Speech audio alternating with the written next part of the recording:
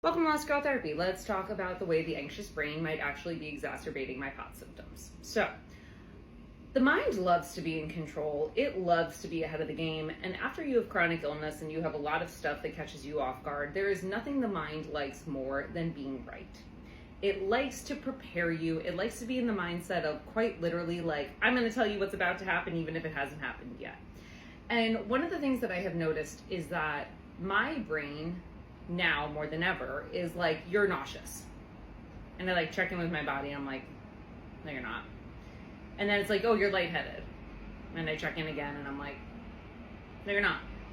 And this happens to me 100 times a day, especially when I'm out. It doesn't really happen here in like the safety of my home, but when I'm out in public, it's like, you're gonna crash, your blood sugar is dropping, you are lightheaded, oh, you're dizzy, oh, you're nauseous, oh, you're overwhelmed, something bad is going to happen.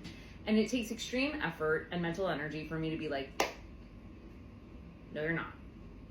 Now, it's helpful when I have gut checks of like, okay, physically I actually feel fine, even if my brain doesn't believe me. But the interesting part is in the times where there is like a question, like where I know I haven't eaten, but I also know that my blood sugar is not dropping, there's this huge potential of like, what if? And that's where the brain really loves to kick in. And it's like, let me tell you, something bad is going to happen. We tried to warn you. And I understand why it does it, because like I said earlier, the mind loves to warn us. It loves to be in that space of control. However, when it comes to chronic illness, there is a certain point where the body knows more than the mind. And I know that that is an odd concept, but the body knows more than the mind. And listening to the body more than we listen to the mind becomes critical if you are trying to alleviate anxiety, get back into control of your physical self, and heal. What I do for those like stream of thoughts is I actually flood them with positive thinking, and I don't negate them. So I don't say, oh, I'm not nauseous. I say, my body is so strong today. Look at how far I've walked. Look at how much I have done.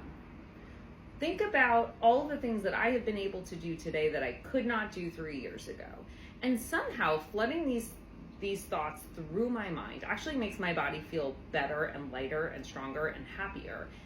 And yes, the mind still goes, yeah, but you're still nauseous. You might throw up on the tube, we don't know. And yet, the counter argument always seems to win out and actually reduces the overall anxiety.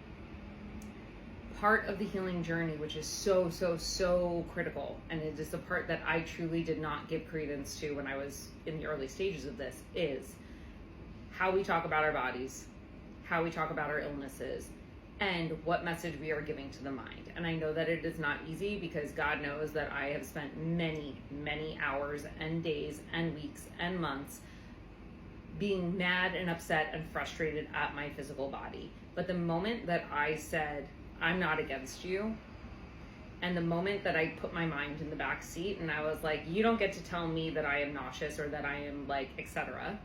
You don't get to dictate my physical state. Every single thing changed. Because I will tell you firsthand, when I actually am nauseous or hypoglycemic or about to faint, this is dead silent.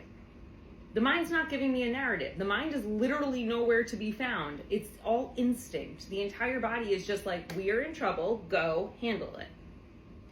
And that tells me everything I need to know, because an anxious mind is always going to try to induce a physical state. But when a physical state is actually happening, the anxious mind goes dead silent.